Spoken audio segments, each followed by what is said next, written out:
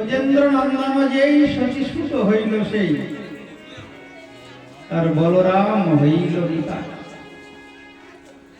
তাই গৌরলীলা কৃষ্ণলীলার মধ্যে কোনো অন্তর নেই, পার্থক্য নেই। কিন্তু মহাজন বললেন একটু পার্থক্য আছে। ওই গৌর হরি কৃষ্ণ হলে কি হবে, একটু পার্থক্য। কি পার্থক্য? আদিনি কৃষ্ণ অবতারে অনেক অসুর মারণাদি লীলা করেছেন। সেই কৃষ্ণ যখন কলিযুগে এলেন, তিনি কোন অসুরকে বধ করলেন না। কলিযুগে কি অসুর ছিল না? কলিযুগে অসুর নেই, অনেক অসুর আছে। কিন্তু কলিযুগে তিনি কাউকে বধ করলেন, হত্যা করলেন না, সবাইকে উদ্ধার করলেন। নিতাই গৌর প্রেমানন্দে হরি। তিনি উদ্ধার করলেন আর বললেন, এই কলিযুগের ভগবান যে সচিনন্দন গৌর হরি, তার চরণে যে শরণ নেবে, তার কথা যে শ্রবণ করবে, তার যে ভক্ত সঙ্গ করবে, তারা অনায়াসে উদ্ধার হয়ে যাবে। নিতাই গৌর প্রেমানন্দে হরি। দাপর যুগে যে ভগবান লীলা করেছেন, সেই লীলা অপেক্ষাও কলিযুগের লীলা অনেক শ্রেষ্ঠ। কলিযুগে তিনি অনেক শ্রেষ্ঠ লীলা করেছেন। দাপর যুগের ভগবানের মধ্যে মাধুর্য ছিল, কিন্তু ঔদার্য ছিল না। কলিযুগের ভগবান যে সচিনন্দন গৌর হরি, তার মধ্যে মাধুর্য আছে, ঔদার্য আছে। ঔদার্য মানে দাতা। কলিযুগে ভগবান যেভাবে আচণ্ডালে প্রেম দান করেছেন, দাপর যুগে ভগবান শ্রীকৃষ্ণ কিন্তু অত সহজে প্রেম দান করেন। তাই কৃষ্ণ কথা অপেক্ষাও গৌর কথা শ্রেষ্ঠ।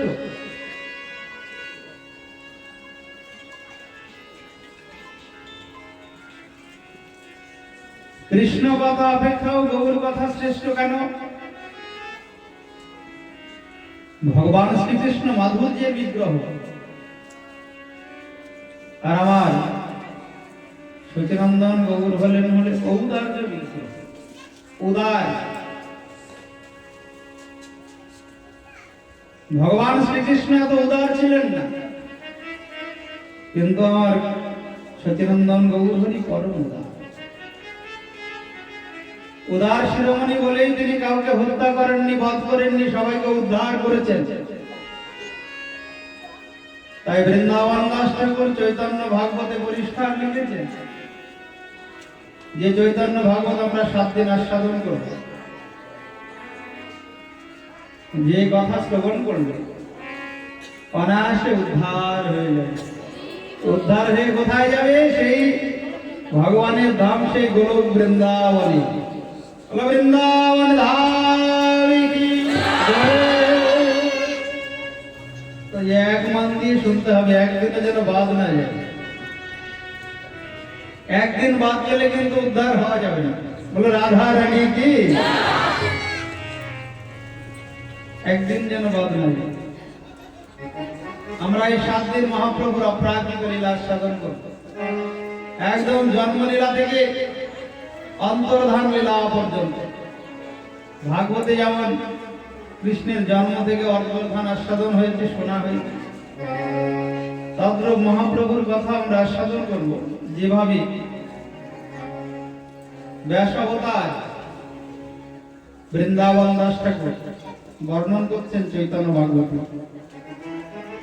মহাপ্রভুর জন্মলীলা, বাল্যলীলা, কৌগণ্ড লীলা, কৈশোর লীলা, অন্তর্ধান লীলা, সে লীলা আস্বাদন করলে গৌর হরির বিশেষ কৃপা লাভ হবে। কলির জীব উদ্ধার হতে পারবে না গৌর চরণে শরণ না নিলে।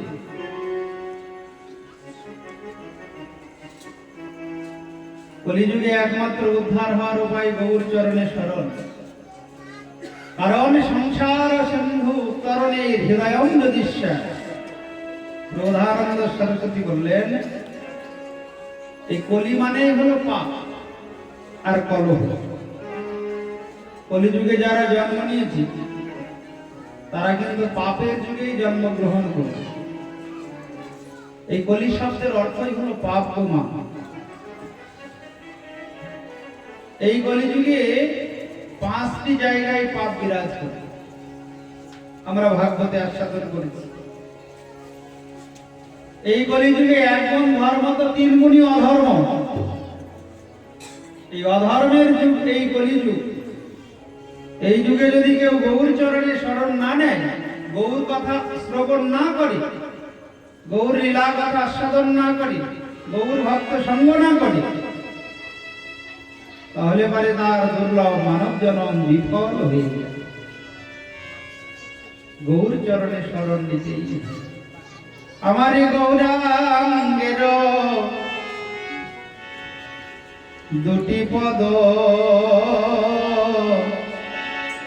অগজারে ধন সম্পদ, সে জানে ভক্তির রস সার, সে জানে ভক্তি রস সার। গৌরাঙ্গের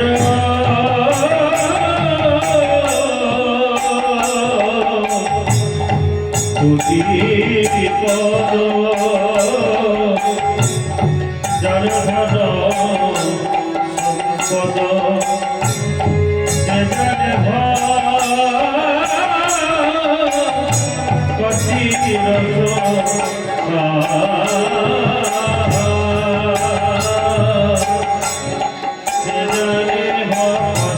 রস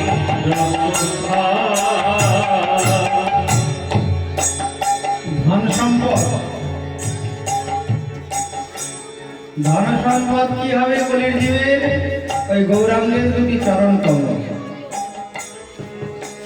গৌরাঙ্গেরও 2টি পদ, যার ধন সম্পদ, সে জানে ভক্তি রস সার। এ কথা নরোত্তম দাস ঠাকুর বললেন। গৌরাঙ্গেরও মধুর লীলা যারে করিলে প্রবেশিলা, গৌরাঙ্গের মধুর লীলা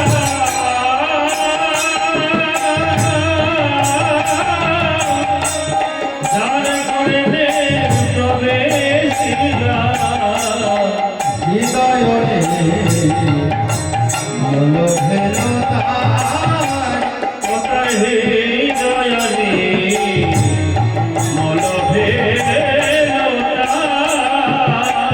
বলি তার মনের হৃদয় নির্মল হইল,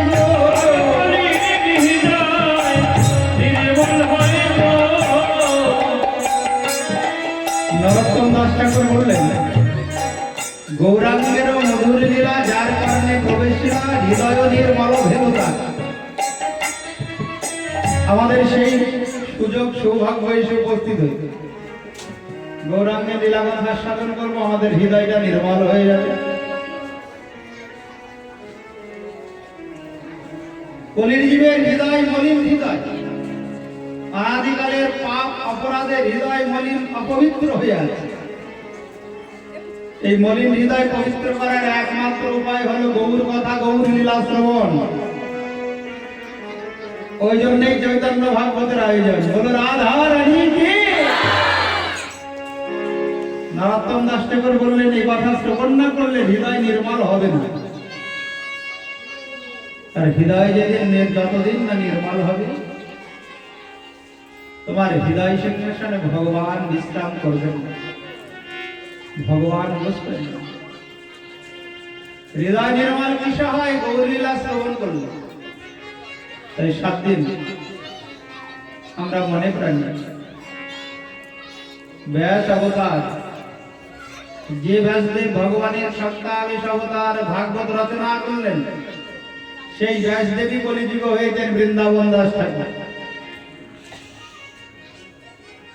যে ব্যাসদেব কৃষ্ণ লীলা রচনা করেছেন সেই ব্যাসদেবী কলিযুগে বৃন্দাবন দাস ঠাকুরের চৈতন্য লীলা রচনা করলেন। বড় রসময় এই লীলা, শ্রবণে হৃদয় নির্মল হয়। এ কথা বললেন নরোত্তম দাস ঠাকুর। গৌরাঙ্গের মধুর লীলা যার কারণে প্রবেশ, আগুনে না বুঝে হাত দিলে যেমন হাত পুড়ে যায়, এই গৌর লীলা কথা না বুঝে শ্রবণ করলেও মঙ্গল হয়। বলো রাধা রানী কি। সবাই যে বুঝতে পারবে তা কিন্তু না। কৃষ্ণদাস কবিরাজ গোস্বামী বললেন, বুঝে বা না বুঝে কেহ, শুনিতে শুনিতে সেহ অপ্রাকৃত চৈতন্য চরিয়ে। এই লীলা প্রাকৃত লীলা নয়, এই চৈতন্য লীলা অপ্রাকৃত লীলা কোন, এই প্রাকৃত লীলা নয় ভগবান। অপ্রাকৃত চৈতন্য চরিয়ে শ্রবণ করলে কি হবে? কৃষ্ণে উপজীবে প্রীতি, বুঝিবে সে রসের রীতি, আর শুনিলেই হয় বড় হিত। শ্রবণ মঙ্গল। কি মঙ্গল হবে? আমাদের হৃদয়টা পবিত্র হয়ে যাবে, নির্মল। আর নির্মল হৃদয়ে ভগবান বিশ্রাম করবেন, ভগবান বসলেন। ওই জন্য তো ভক্তের হৃদয়ে, বৈষ্ণবের হৃদয়ে ভগবান সতত বিশ্রাম করেন। তোমারও হৃদয়ে সদা গোবিন্দ বিশ্রাম, গোবিন্দ কহেন মম বৈষ্ণব পরা। কোন বৈষ্ণবের হৃদয়ে ভগবান বিশ্রাম করে? কোন? যার হৃদয়টি নির্মল, স্বচ্ছ, পবিত্র। কি করলে নির্মল হয়? এই গৌর লীলা শ্রবণ করতে। গৌরাঙ্গের মধুর লীলা যার কারণে প্রবেশিলা, হৃদয় নির্মল। বোঝা গেল? তাহলে 7 দিন কেন শুনতে হবে? এই বড় সুযোগ। বাজারে কোনো সার্ফ সাবান নেই যে হৃদয়টাকে পরিষ্কার করবে। এই গৌর লীলা শ্রবণ করলে, গৌরের চরণে শরণ নিলে, গৌর ভক্ত সঙ্গ করলে হৃদয় পবিত্র হবেই। গৌর প্রেম রসার ভাবে সে তরঙ্গে যেবা ডুবে, সে রাধা মাধব রস অর্ণব মানে সাগর। সে রাধা মাধব অন্তরঙ্গ, গৃহে বা বনেতে থাকে, হা গৌরাঙ্গ বলে ডাকে, নরোত্তম মাগে তার সঙ্গ। এই কৃষ্ণ ভক্ত অপেক্ষা গৌর ভক্তের মহিমা অনেক বেশি। কৃষ্ণ ভক্ত কৃপান হয়, কিন্তু গৌর ভক্ত উদার হয়। যেমন যার যেমন সঙ্গ হবে তার গুণটা তার মধ্যে আসে। ভগবান শ্রীকৃষ্ণ কৃপণ ছিলেন দাপর যুগে। আচণ্ডালে তিনি প্রেম দান করেন, বলেছেন, যে করে আমার আস তার করি সর্বনাশ, যদি না ছাড়ে পাস আমি হই তার দাসের অনুদাস। কিন্তু গৌর হরি কি বললেন? একবার যদি কেউ হা কৃষ্ণ হা গৌর বলে ডাকে, গৌর হরি সঙ্গে সঙ্গে তাকে প্রেম দান। চৈতন্য ভাগবতে বৃন্দাবন দাস ঠাকুর সুন্দর বর্ণন করেছে এই গৌর লীলা। তাই বৃন্দাবন দাস ঠাকুরের মায়ের নাম নারায়ণী দেবী। এই নারায়ণী দেবী আবার শ্রীবাস পণ্ডিতের দুহিতা ছিলেন। শ্রীবাস পণ্ডিত আমরা নাম শুনেছি। শ্রীবাস পণ্ডিতের ভাতৃদহিতা, দুহিতা অর্থাৎ ভাইয়ের কন্যা। বাস ছিল কুমার ভট্টি। ওই শ্রীবাস পণ্ডিত, যিনি পূর্বজন্মে ছিলেন নারদ, খুব মন দিয়ে শুনবেন, একদম যেন হৃদয়ঙ্গম হয়ে যায়। এই গৌরলীলা কিন্তু গম্ভীর, আস্বাদনীয় লীলা। যিনি এই গ্রন্থের রচনা করেছেন, চৈতন্য ভাগবত গ্রন্থ, তার একটু পরিচয় জানা প্রয়োজন। পূর্বে যিনি ব্যাসদেব, তিনি কলিযুগে হয়েছেন নারায়ণীর পুত্র বৃন্দাবন দাস ঠাকুর। এই বৃন্দাবন দাস ঠাকুরের মাতা নারায়ণী দেবী শ্রীবাসের ভাতৃ দুহিতা ছিলেন। দুহিতা মানে কন্যা। শ্রীবাসের একটি পুত্র ছিল, অল্প বয়সে পরলোক প্রাপ্তি হয়, এটা আমরা সবাই শুনেছি।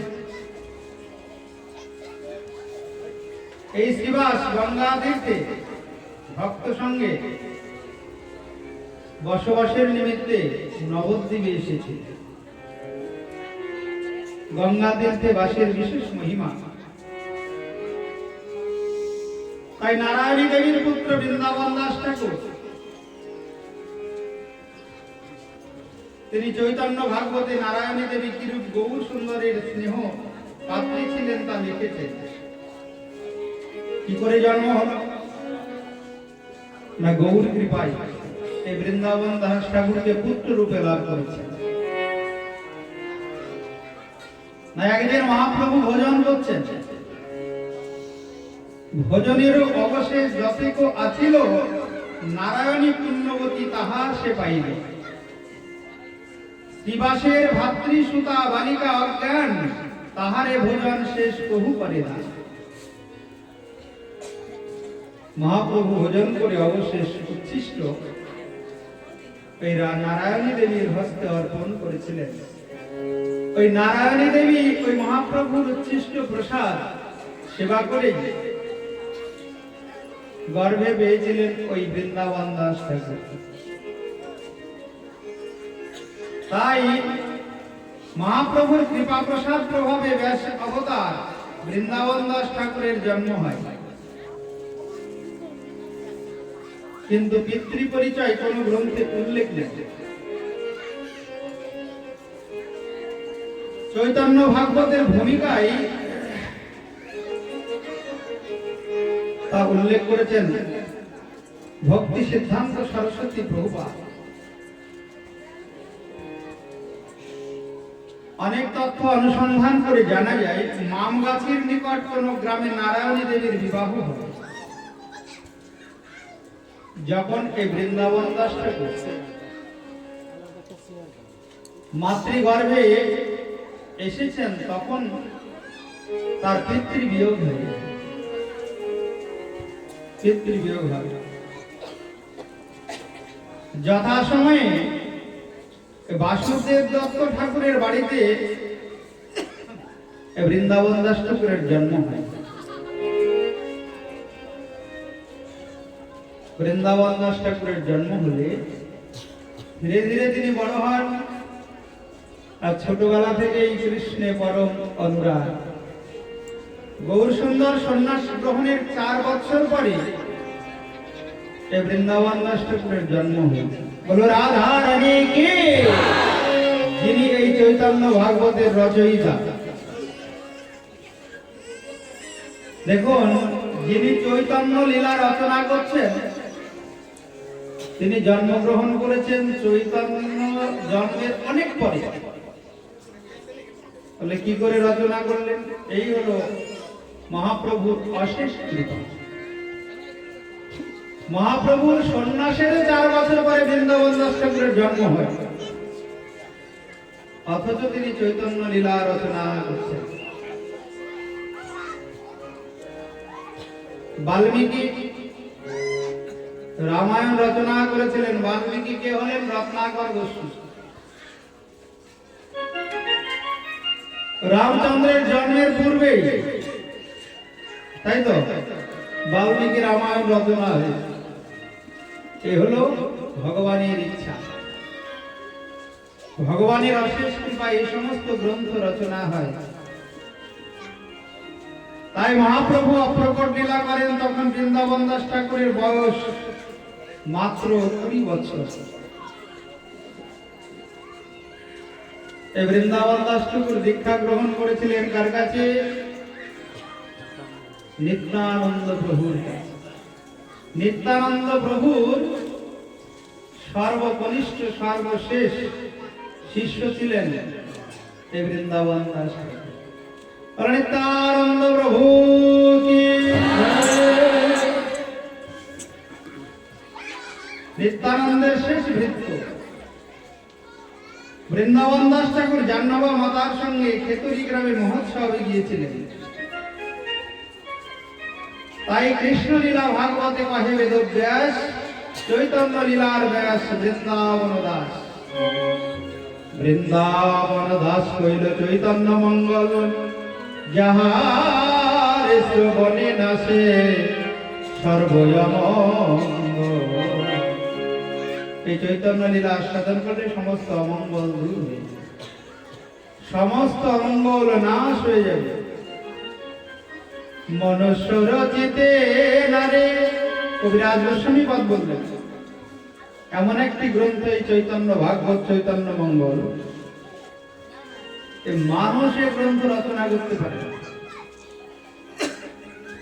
মনুষ্য রচিতে নারে ওইছে গ্রন্থ ধন্য, বৃন্দাবন দাস মুখে বক্তা শ্রী চৈতন্য। উপলক্ষ মাত্র বৃন্দাবন দাস ঠাকুর। কে বলেছেন এই কথা? স্বয়ং সচিনন্দন গৌর। আমরা ভগবানের কথা আস্বাদন করি গীতায়। গীতা নিজে মুখে বলেছেন ভগবান অর্জুনকে, অর্জুন যৎ করসি যদস্নাসি যজ্ঞ হইসি দদাসি যৎ তপস্যসি কন্তেও তৎপুরুষ মদার্পণ।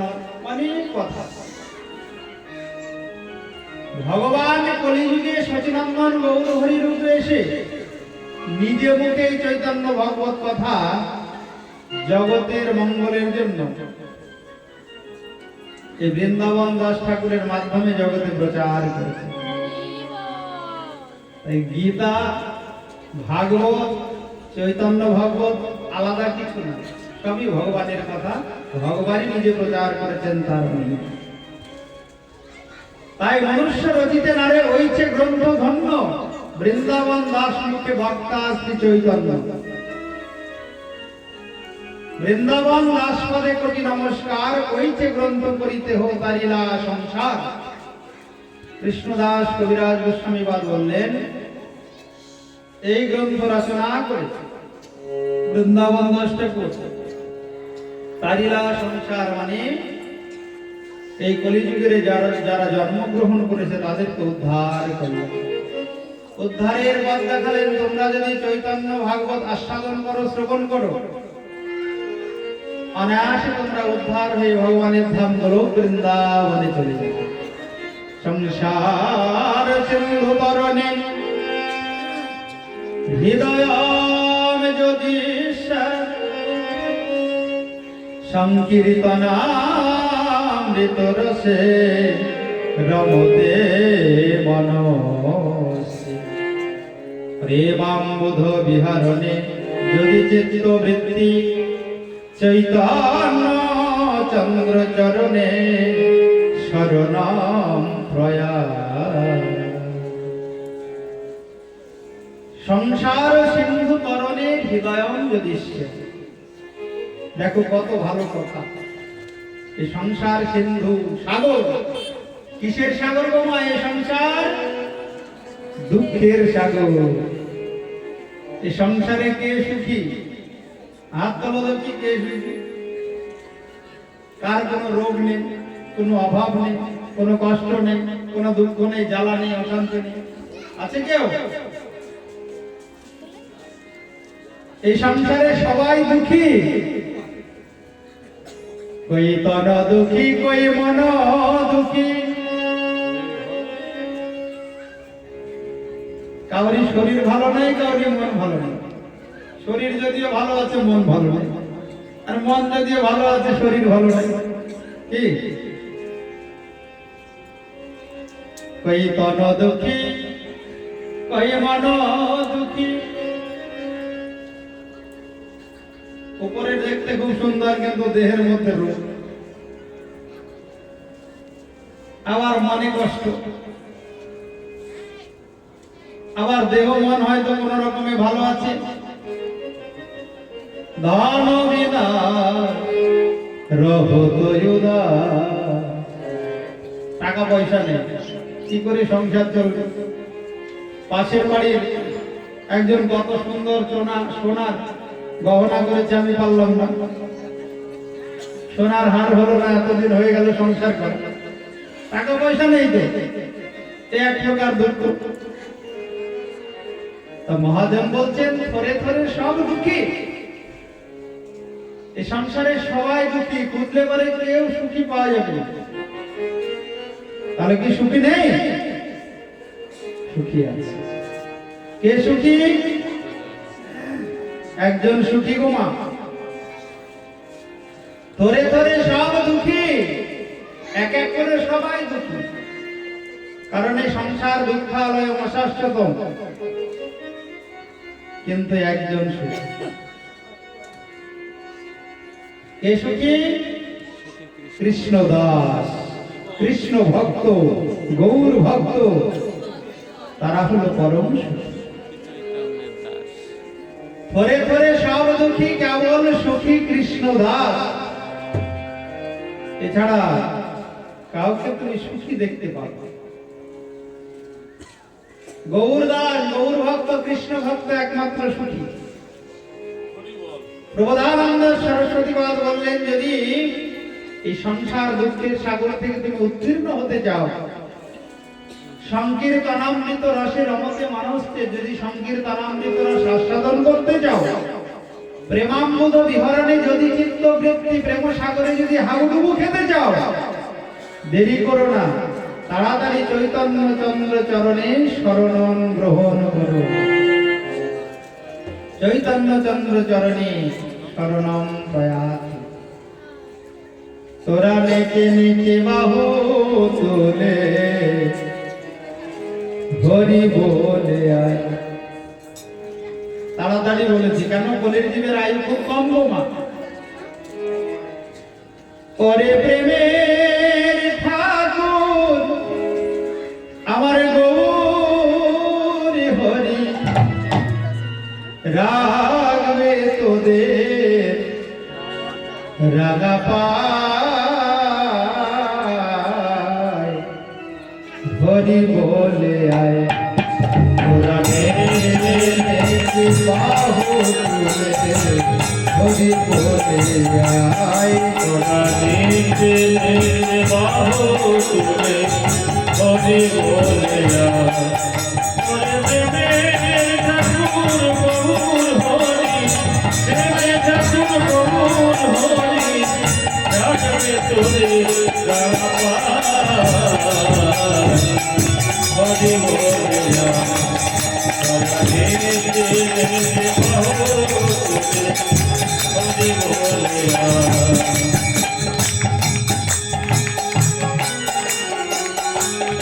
কোনো ভয় নেই, কোনো চিন্তা নেই। এই 7 দিন যদি কেউ ভাগবত করতে পারে, চৈতন্য ভাগবত, গৌর কৃপা লাভ হবেই হবে। বলো সচিনন্দন গৌর হরি কি? ওরে প্রেমের ঠাকুর গৌর হরি, প্রেমের ঠাকুর গৌর হরি, রাধে তোদের রাধা পায়, হরি বলে তোরা নেচে বাহু তুলে হরি বলে আয়। তোরা নেচে বাহু তুলে হরি বলে আয়। নিতাই নাচে গৌর নাচে, শ্রীবাসরঙ্গিনার মাঝে নিতাই নাচে গৌর নাচে,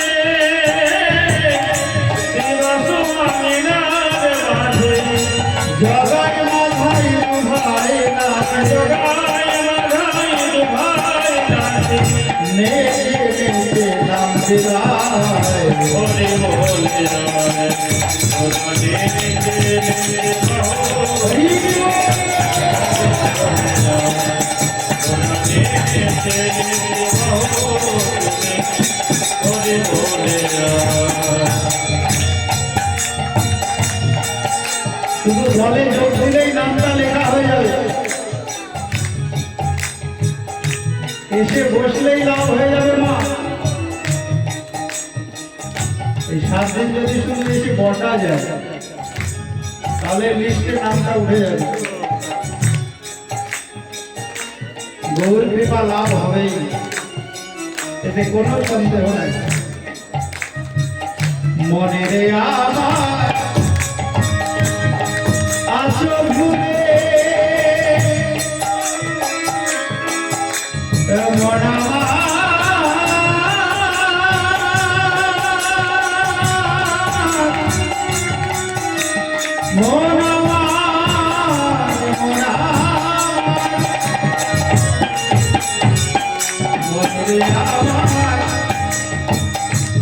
আছো ভুলে কি হবে তোর মরণ কালে মনে আমার ভুলে কি হবে তোর মরণ কালে তোমায় যেতে হবে সকল তোমায় যেতে হবে সকল ফেলে তোমায় যেতে হবে সকল বলবে যখন তোমরা যায় হরি বলে আয় তোরা নিজে ভগতে হরি বলে আয় তোরা নিজে ভগতে হরি বলে আয় কিন্তু আসতে হবে একটু সময় থাকবে, সময় থাকতে আসতে হবে না। সময় চলে গেলে এসে বেশি লাভ হবে না। তাই বলি মনে সময় থাকতে ভুলো না মনে তারে ডাকতে। তাই বলি কোন সময় থাকতে বলো না মন তারে ডাকতে আপনাদের সময়টা ভালো তোমার যারা এখানে এসেছেন তাদের সময়টা ভালো। সময় থাকতে না হলে গৌর কৃপা লাভ হয় না গো।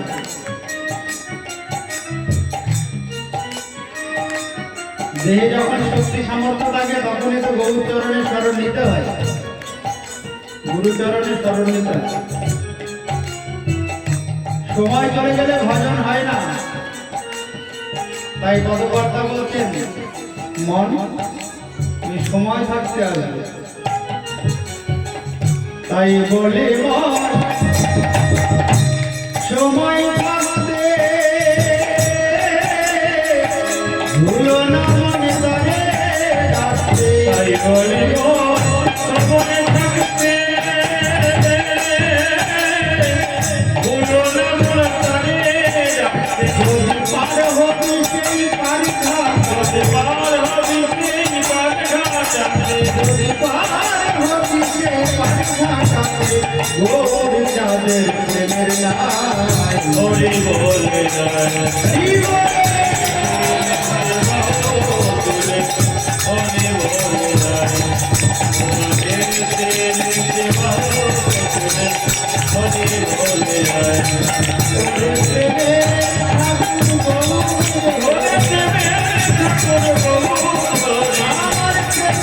ঠাকুর গৌর